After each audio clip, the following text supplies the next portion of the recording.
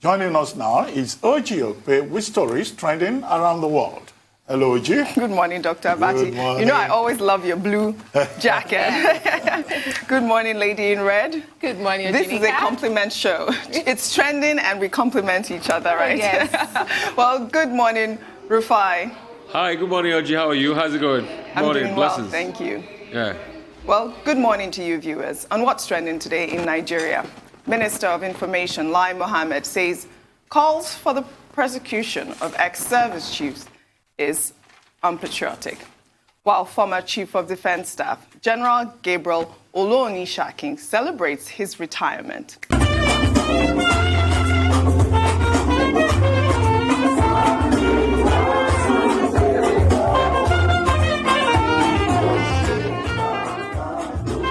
Well, in the U.S., Department of State has announced the recruitment of Nigerian lecturers to teach Yoruba and Hausa languages at universities.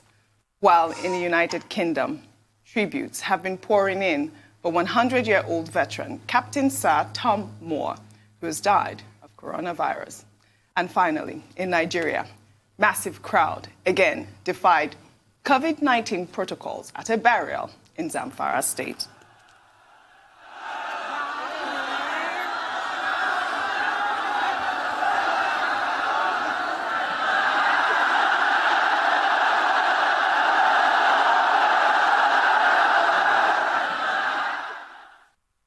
Well, let's begin with the Minister of Information and Culture, Lai Mohammed, who has described those calling for the trial of ex-military chiefs at the International Criminal Court at The Hague as unpatriotic.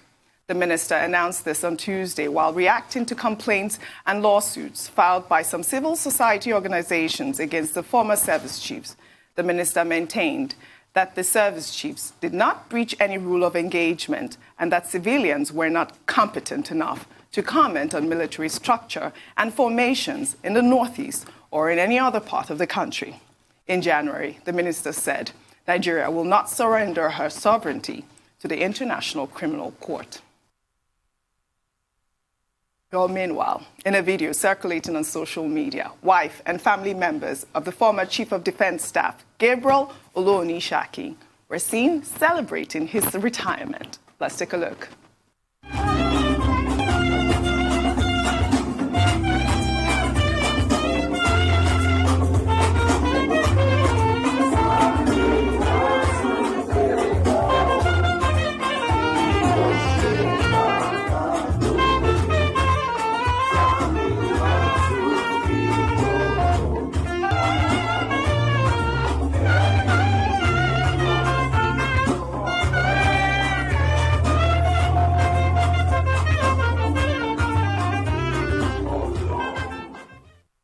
Yeah, this is so beautiful to see. When I saw it, I was all smiles. I mean, congratulations to the Chief of Defense Staff on his retirement. But the news about the comment Lai Mohammed made had generated a lot of reactions on social media. A lot of people are saying that, you know, the fact that he mentioned that the military did not breach any rule of engagement is an issue because right now the military is facing the Lagos Judicial Panel over that human rights abuse issue that happened. And also in terms of the fight against insurgency, there are a lot of people that have commented on the fact that the military have gone over and beyond with, for instance, soldiers that were either deployed or were put in jail over statements made as well. I don't know what your take is on it, but I think that Nigerians are in their right to whether, you know, say what they feel about their ex-service chiefs or not. Civil society group and organizations have filed lawsuits, and I think that it is in their place to do so. Yes, I agree. And the last I checked, we're still signatory to the ICC when Minister of Culture Lai Mohammed says that we cannot surrender our sovereignty to the ICC. I wonder what he meant by that. This is not to persecute. If he says they've not breached any rules of engagement, then there's nothing to worry about, really. I understand how he feels about that, but you would not blame Nigerians who feel that the government has not shown perhaps political will to convince them that it is able to hold accountable those in office, public offices to serve the people, those in authority to deliver services to Nigerians, well, such as men of service, the military men. So if they feel that, you know, some act of the military has, you know, offended or has breached the rights of Nigerians, they have the right to do so, to take it to the ICC. Again, I don't think that this is persecution. It's to find out what exactly, if they've done nothing wrong, then they'll be exonerated. Exactly. How There's patriotic can you be as that. a Nigerian to worry about your people? Back to your comment. Well, the Minister of Information is doing his job. When he talks about the need for patriotism and all of that, I guess because when a country is taken to the International Criminal Court, it's not just the individual that is affected. It also has implications for the image of the country. Or when the UN Office on Human Rights releases a report of Nigeria alleging human rights violations. And he, as spokesperson for the government, will probably feel under pressure to say, look, we have to protect the Nigerian brand. However, as to the specific reaction from the minister to the calls that the service chiefs should be reported to the International Criminal Court, you'll recall that when the service chiefs were sacked, fired, or they resigned on Tuesday, one of the very first reactions came from the People's Democratic Party, a statement signed by Kola Ologbondiyan.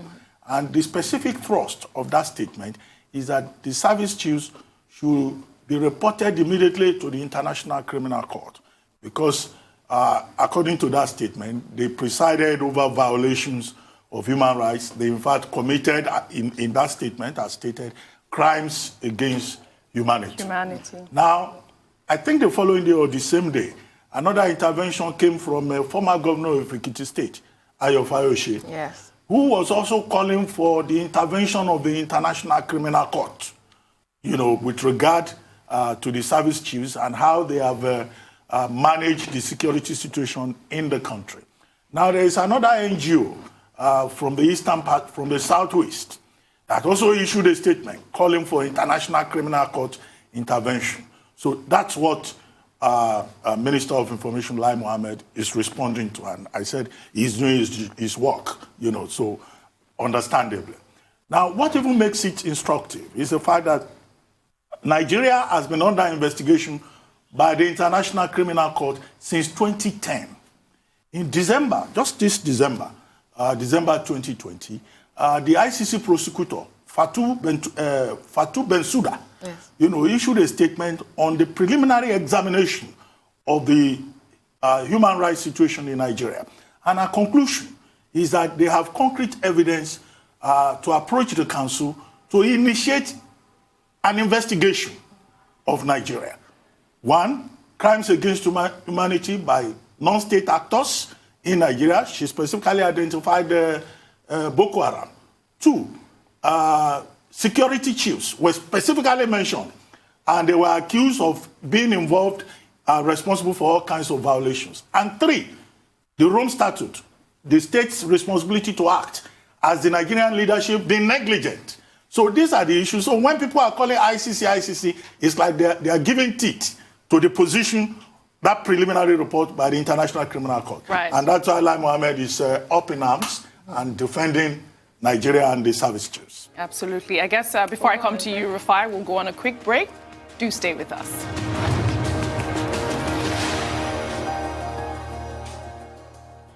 Welcome back to the morning show. We're still on What's Trending. Rufai, before we went on a break, we were talking about Lai Mohammed's comment where he called Nigerians that are calling on the trial by the ICC of former security chiefs as unpatriotic. Your comment, please. So, I mean, I'm going to be very iffy on this one. Why? Because there are many back and forths as even regards the ICC itself and what it stands for. Some people have said in the past it's a case to witch hunt African leaders and the likes and all of that. People have various, contestation about the ICC. Some will even still argue why the like of them Bush and some other world leaders, Anthony Blair, have not been accused of war crimes by the ICC and all of that. That's another conversation. But I think the most important thing here is if there's a push from the ICC as regards human rights, it is for you to be able to tell your own side of the story with the evidence you have. So if Fatih Bensouda goes ahead with those summons, it is for us to be able to tell our own side of the story and those military officers or those service chiefs.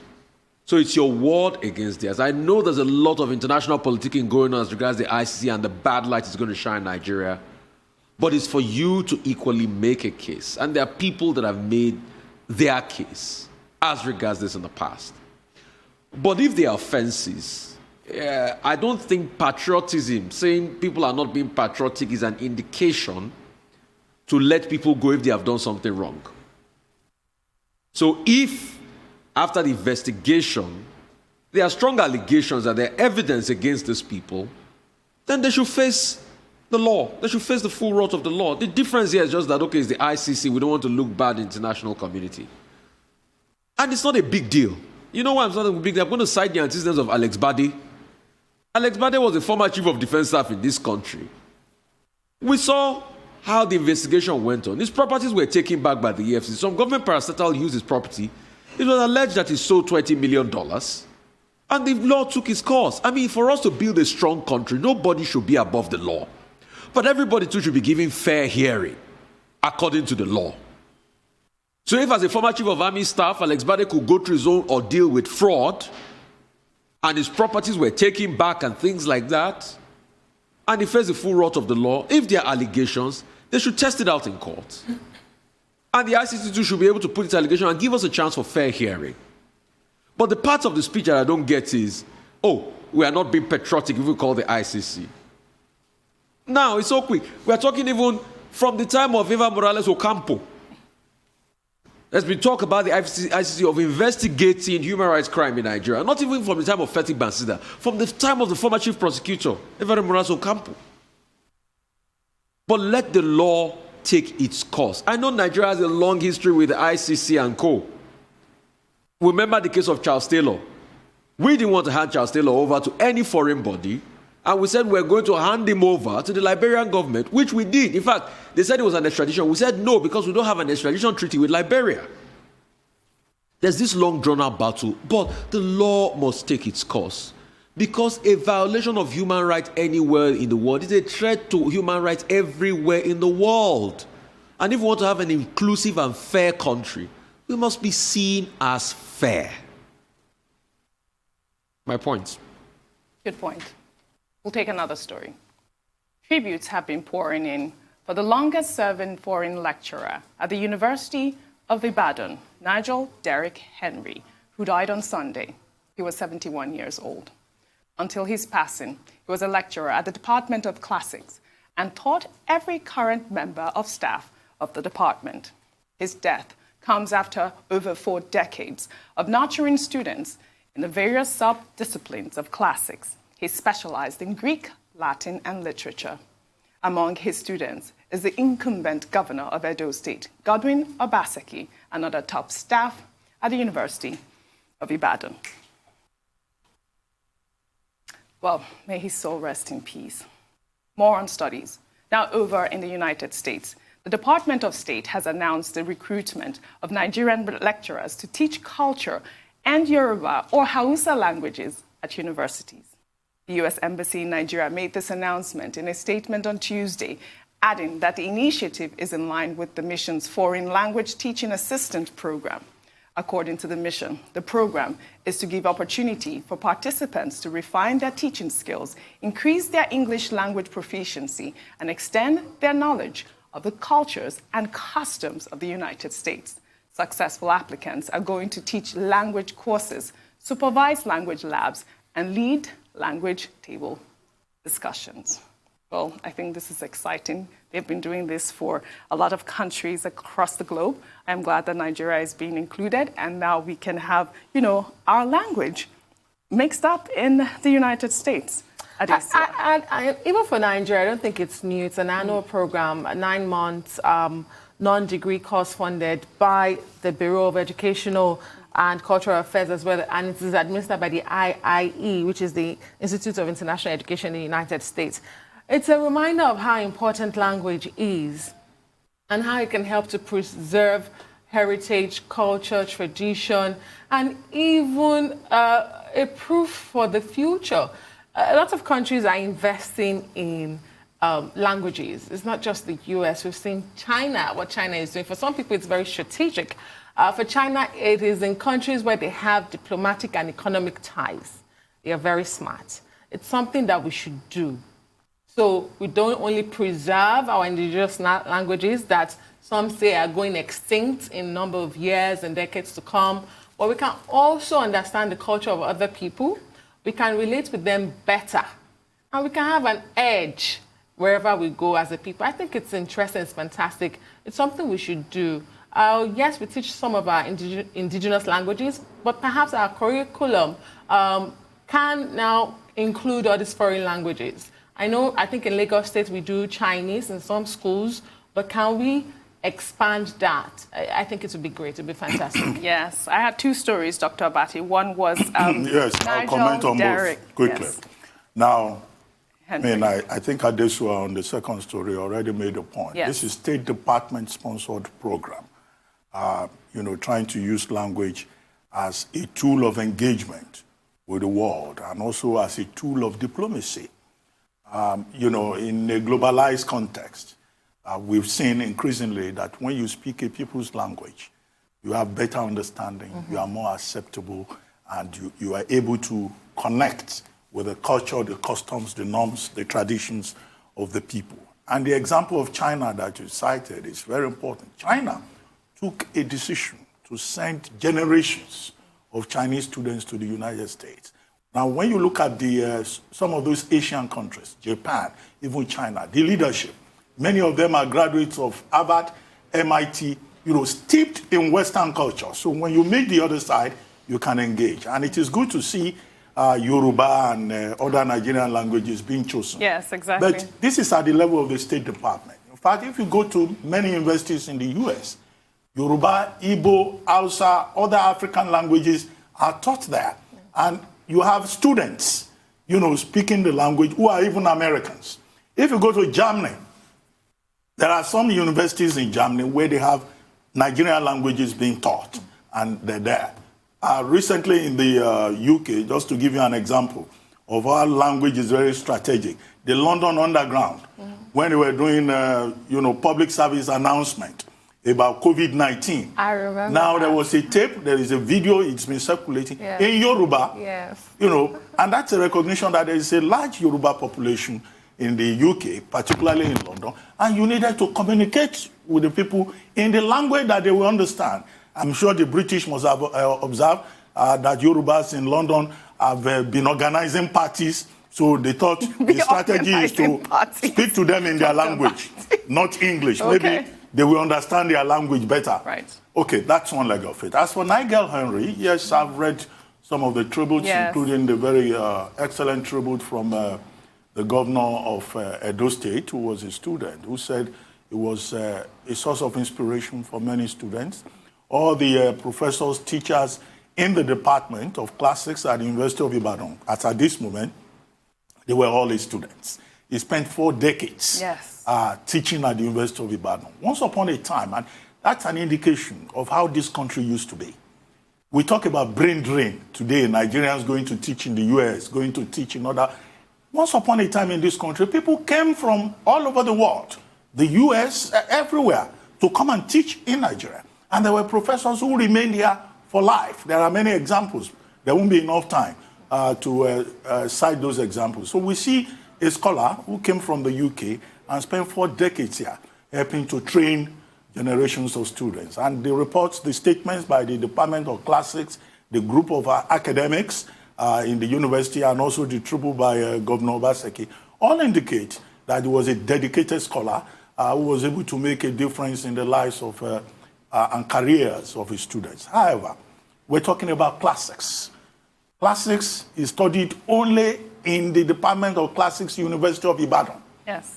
It's a discipline that is dying, that is on its knees, which is unfortunate. So I think this will provide us an opportunity to talk about the decline and fall of classics, which is a field of specialization that is at the heart of the humanities, the Greco-Roman culture. But these days, people, if we talk about Latin, you talk about the 4th century, 5th century Greco-Roman culture and history, people will look at you. Everybody is looking for engineering. They are looking for, professions that are more contemporary in the 21st century. But that's a discipline that used to be very strong in those days and that produced generations of Nigerians, including the late Tubolaigi, including the late Gamaliel Onosode, the late Professor Isidore Okpe. So many distinguished Nigerians who even went into other fields. But today, only one department offers classics, and not too many students will choose it as their first option. I hope there will be a reinvention and greater emphasis on the study of the humanities, yes, where classics provide very strategic foundation. Rufai, a quick comment from you about the recruitment of Nigerian lecturers at the universities to teach Yoruba or Hausa languages. I'm very happy. I think it was Charlemagne that said that if you have a new language, you have a new world. I think it was also Victor Hugo that says the shortest distance between two people is comedy, well played out in language. And it's long overdue. You have a burgeoning population of Yorubas, Hausas in America. In fact, one of the most successful set of, professionals or migrants into America are Nigerians. And you need to be able to communicate with them in this language, just the way languages like Spanish is already holding sway in America. Language is a means of exchange. People come together because of languages. I mean, the famous kitchen debate between Nixon and Brezhnev was an expression of language. Just if Nixon could have spoken Russian or Brezhnev could have spoken in English and all of that. So it is the greatest form of diplomatic interaction, and it's very important. That's why you see world leaders speak languages across board. Ursula von der Leyen speaks about 6 different languages. The EU Commission chief. Angela Merkel speaks perfect English, but speaks German most of the time, but she has conversations in English with English leaders. And it should be the case. But apart from that, let's even go one step further. The government of Sani Abacha in 1996, because of the proximity of Nigeria to our West African French-speaking neighbors, instituted French language. How well has we fared with that? A lot of Nigerians can make a lot of quick gains if they learn French language. So we should all learn French language. In fact, it should be our second language because of proximity. So that's a welcome development. Teachers out there should go out there and embrace that. Okay. My comments on Nigel will be, it's easy to pay tribute now, but we all left Nigel when he needed us the most. After 40 years, Nigel died in penury. Let's also say in the tribute that the man that served 40 years of his life in Nigeria, his contract was cut off and he had nothing to feed on. At a point, he died in penury. We need to take a short break now. Well, isn't that what they say, that the teacher's reward is in heaven? We'll take a short break. After the break, we'll come back and the morning show will continue.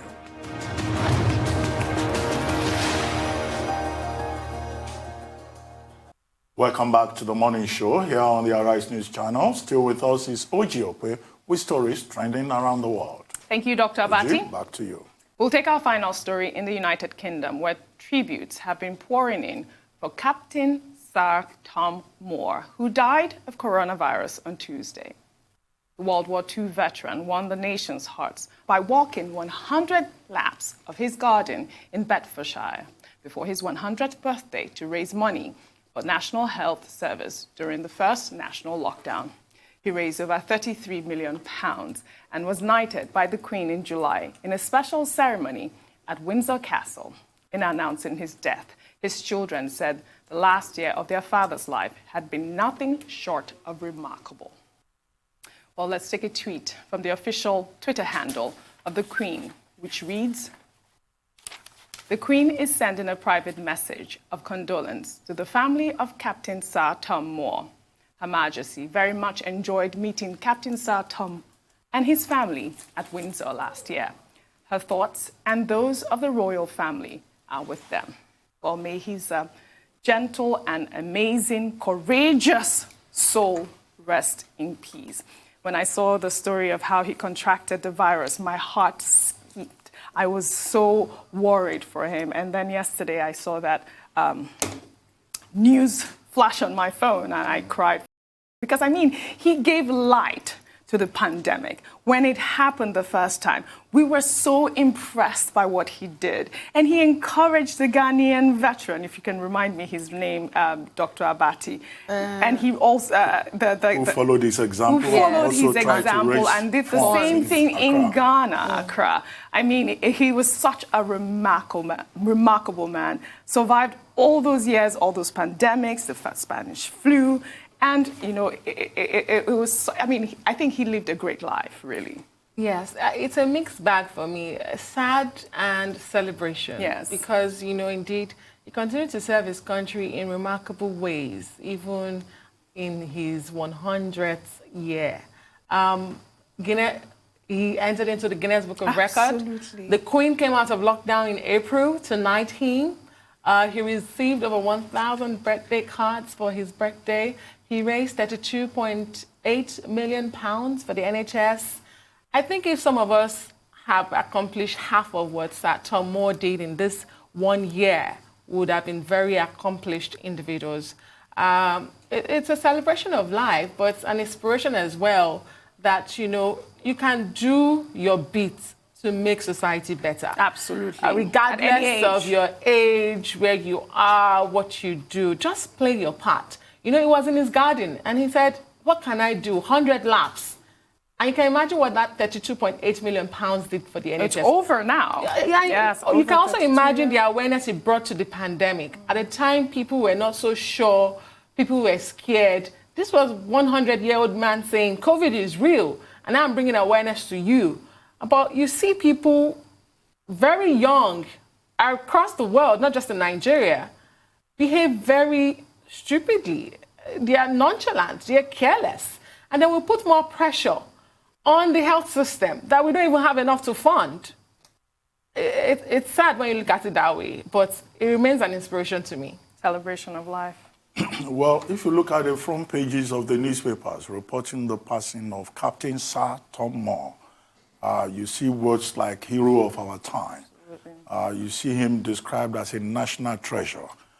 You see him described as a symbol. And it is very instructive that the Queen herself is personally leading the flow of tributes. And the people of Britain have received, you know, messages from virtually all over the world. Because he was not just a British treasure, it was a global treasure. With his example, he wanted to raise actually just £1,000 by doing the 100 laps inside his garden. And then, of course, from £1,000, he ended up actually the total is £39 million. Oh, 39, okay. £39 million. And the money was raised for the NHS charities.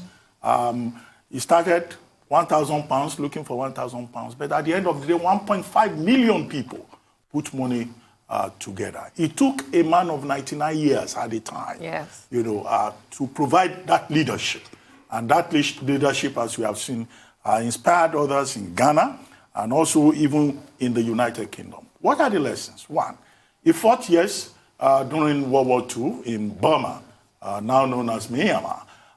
But again, apart from that service, apart from being a war veteran, look at him at the age of 99, still serving. So which means that age is not a barrier to human goodness.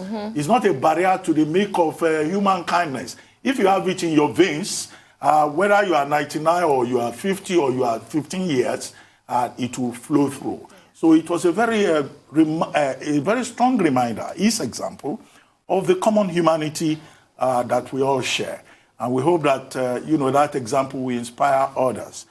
In July, he was knighted by the Queen.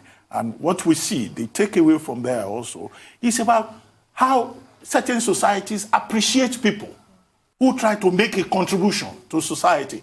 If it were in another society, a Captain Tom Moore would have been told even by his own grandchildren to go and sit down. Papa, you are too old. But we see a different culture whereby no matter your age, no matter your circumstances, if you want to make a contribution, society will embrace you and, you know, celebrate you. I would like to see such examples also here in Nigeria, where we treat senior citizens as if, you know, they are a burden and a distraction. That's a good point. Rufai, a quick comment from you, from the late... I mean, I'm quite very emotional as you are, Audrey, about Captain Tom. I mean, I shed a tear or two when I saw that story break yesterday. I was praying he should get better to continue to inspire. Yes. But I just came to the conclusion that he has done his part and he's left the inspiration for all of us. Great man, great patriot, kept on fighting for his nation. I just wish we can have leaders like Captain Tom in this country, that in the middle of a pandemic will think about how they can raise money for charities and help people, rather than stock the warehouse with palliatives and not give it to people. I just wish we can have leaders that can truly love their country and serve and fight for their country. I just wish we can have a society that can truly celebrate its heroes and lift them up high up to the sky. Captain Tom might not be a billionaire, but he's worth more than £1 billion in our hearts. Captain Tom might not be a millionaire, but his smile radiates millions of joy in our hearts. And that's what he truly stands for as a person. This is a man that has shown all of us that no age is too small, too high for you to make impact in the life of humanity. Captain Tom reminds me of another woman called Vera Lynn, Dame Vera Lynn, that sang a song that inspired the British nation in 1939 during the Second World War that says, "We'll meet again." And that song till date is still a source of inspiration for Britain. Vera Lynn too died just last year at 103. Captain Tom has gone at the age of 100. He's left the baton for all of us. The question is, how many more Captain Toms are we going to have in Nigeria? Because I know if we have millions of Captain Toms, no child will go to bed hungry in this country. That was such a beautiful tribute to Rufai. I mean, for a man whose life was nothing short of remarkable. Well, that's all I have for you guys on What's Trending today. Thank you very much, Oji. Thank you very much. We'll see you again tomorrow.